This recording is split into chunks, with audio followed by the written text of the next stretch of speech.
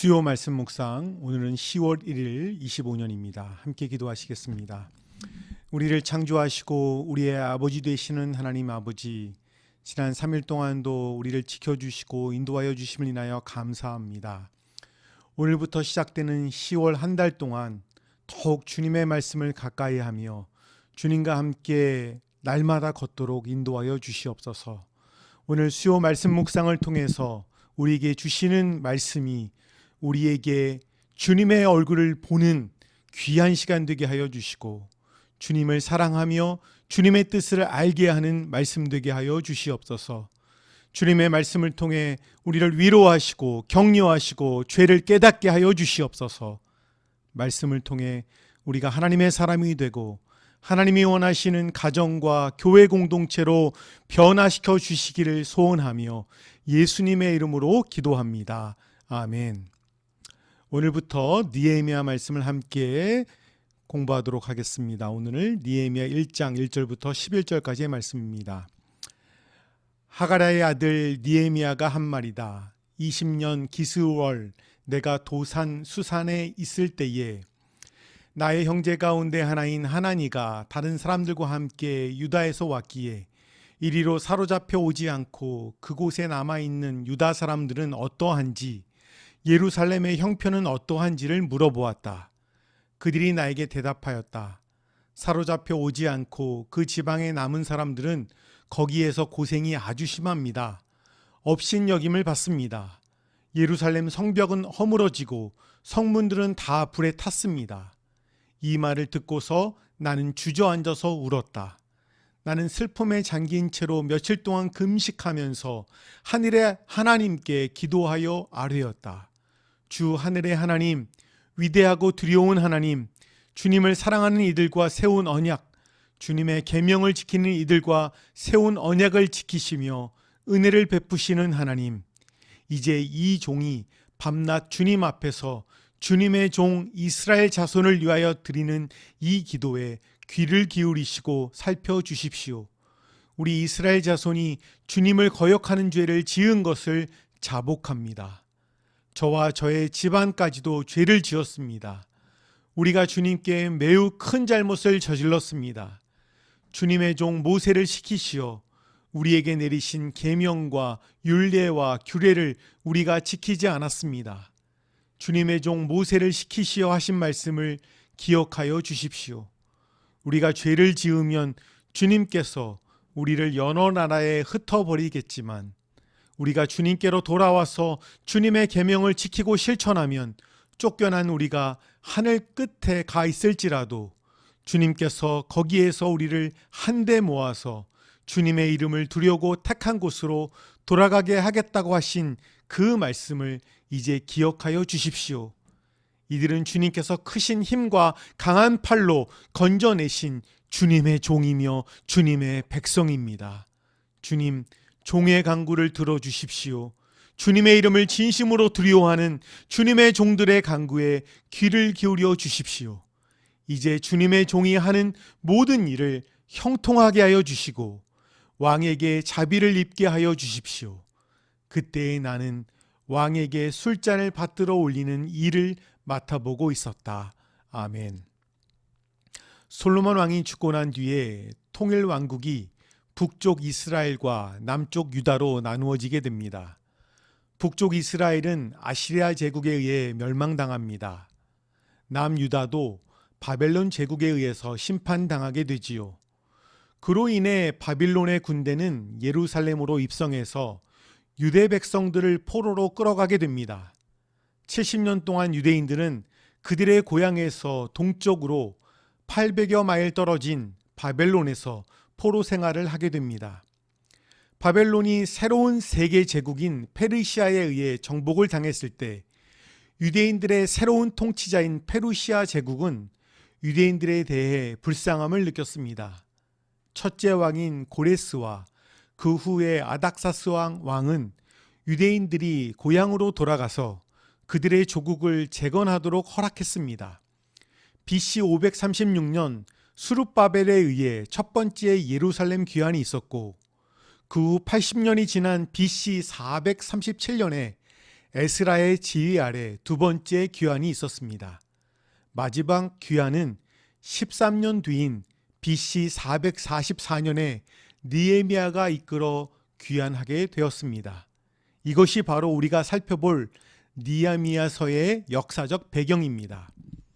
오늘 말씀의 배경은 느헤미야는 아닥사스 왕 통치 20년에 수상궁에 있었습니다. 이 수상궁은 페르시아 왕이 겨울철을 보내는 장소로 페르시아의 겨울철 수도와 같은 그런 장소였지요. 그곳에서 느헤미야는 술관원으로 일하고 있었습니다. 느헤미야는 이때 형제들 가운데 하나인 하나니아의 방문을 받고 유다와 예루살렘에 있는 사로잡힘을 면하고 남아있는 사람들의 안부를 묻습니다. 하나니는 느헤미야의 친형제로 보입니다. 또한 사로잡힘을 면하고 남아있는 사람들은 바벨론 포로에서 귀환한 유다 공동체를 말하고 있습니다. 느헤미야가 들은 소식은 예루살렘 성은 허물어지고 성문들은 불탔다는 것입니다. 예루살렘 성읍은 아닥사스 왕 때 귀환민들이 예스라엘 중심으로 재건하려고 시도했던 것으로 보입니다. 이후 성읍 재건은 대적들의 반대로 중단되었고 오랫동안 방치되면서 회파되기에 이른 것입니다.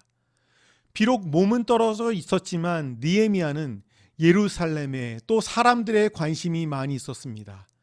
그리고 그들에게 관심을 보이면서 그들의 아픔을 자신의 아픔으로 생각하고 살고 있었던 것입니다. 그러기에 느헤미야는 해외 고위직임에도 불구하고 주저앉아서 울고 슬픔에 잠긴 채로 금식하게 되었던 것이지요. 우리의 자신과 가족뿐만 아니라 우리는 교회 공동체와 사회와 국가에 대해서도 우리의 관심을 가져야 합니다. 가능하면 뉴스를 읽고 보면서 어떤 일들이 세상에서 벌어지고 있는지에 대해서도 우리의 관심을 좀 기울여야 합니다. 복음 전파하는 선교사들의 어려움, 중국 지하교회의 그런 모든 어려움들에 대해서도 우리가 관심을 가져야 합니다. 수많은 탄압을 갖고도 북한 땅에서 영적인 믿음을 지키고 있는 우리의 동포들을 생각하며 우리는 기도해야 합니다. 영적, 육적 배고픔과 독재 아래 어려움을 겪고 있는 우리 북한 사회를 우리 하나님께서 불쌍히 여겨주시기를 위해서 관심을 가져야 하고 기도해야 합니다. 전쟁으로 인한 사상자들, 정의와 공의와 자비가 무너지고 있는 사회와 국가의 모습을 보면서 우리는 느헤미야와 같이 울면서 탄식해야 합니다. 그리고 이 모든 문제를 느헤미야와 같이 하나님께 가지고 나아가야 합니다. 이 환난을 해결하실 수 있는 분은 오직 하나님임을 인정하고 주님의 은혜를 구해야 되는 것이지요. 느헤미야의 기도를 보면서 우리가 어떻게 기도할 것인가를 배울 수 있습니다. 첫 번째, 그는 하나님께 찬양을 했습니다. 우리는 어떠한 상황에서도 하나님을 찬양해야 합니다.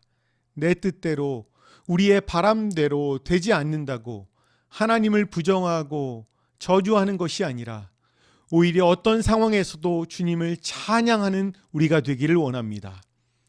두 번째로 느헤미야는 회개의 기도를 합니다.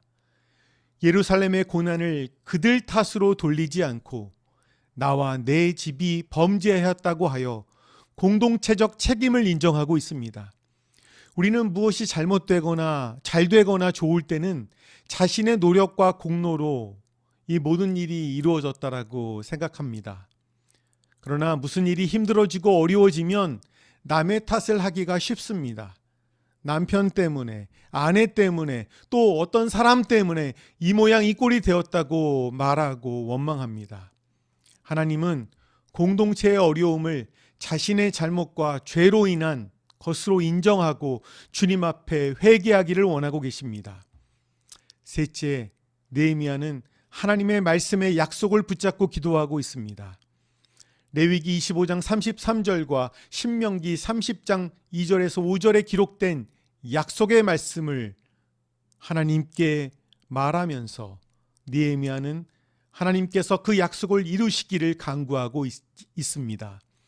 성경에는 7,000개가 넘는 약속이 기록되어 있지요. 우리가 한번 하나님의 약속을 생각나는 대로 빈 종이에 한번 써 보시면 좋을 것 같습니다. 여러분, 몇 개의 하나님의 약속이 생각나십니까? 여러분, 종이에다가 그 하나님의 약속을 적을 때 몇 개나 쓰셨습니까? 기도를 할 때마다 우리가 하나님의 말씀을 몇 절 읽거나 한 장을 읽고 그 말씀을 중심으로 한번 기도해 보십시오. 그러면 기도가 훨씬 풍성해지고 능력이 있을 것입니다. 마지막으로 하나님께 느헤미야의 기도는 백성들과 자신을 위한 기원으로 마무리됩니다. 이 요청은 하나님께서 왕의 마음을 움직여 왕이 자신의 요청을 허락하도록 요청하는 것이지요. 하나님은 사람의 마음을 바꾸실 수 있는 유일한 분입니다. 우리가 전도를 할 때에도 사람들과의 관계에서도 우리의 말로 다른 사람들의 마음을 바꾼다는 것이 참 쉽지 않은 것을 많이 느낍니다. 그러나 하나님은 하실 수 있습니다. 전도 대상자가 있으십니까? 아무리 내가 말을 해도 듣지 않는 그들의 마음을 돌릴 수 있는 그런 분은 하나님이시기에 우리가 전도 대상자의 이름을 하나님께 부르면서 기도합시다. 관계가 소원해진 사람이 있으십니까? 모든 사람의 마음을 주관하시는 하나님께 그들의 이름을 불러가며 기도하기를 원합니다. 11절에 나오는 우리 느헤미야의 간구를 보면 그가 기도를 마치고 일어나 하나님께서 다음 단계에 할 일을 계시해 주실 때까지 자신의 일을 하려고 하는 것을 알 수 있습니다.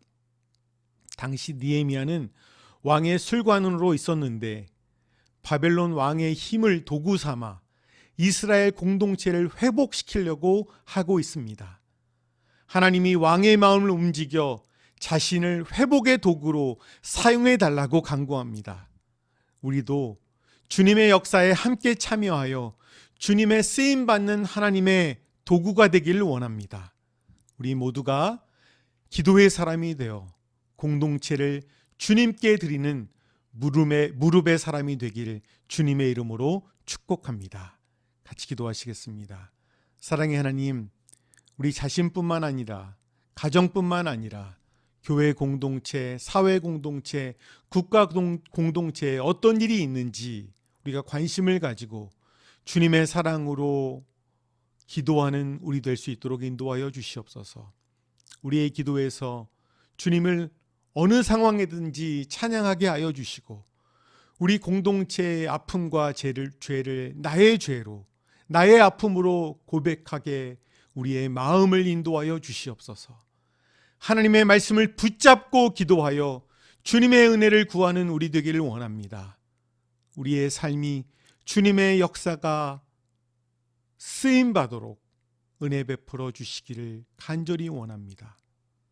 나머지 3일 동안도 성령 충만하여 주님의 기쁨이 되기를 소원하며 예수님의 이름으로 기도합니다. 아멘.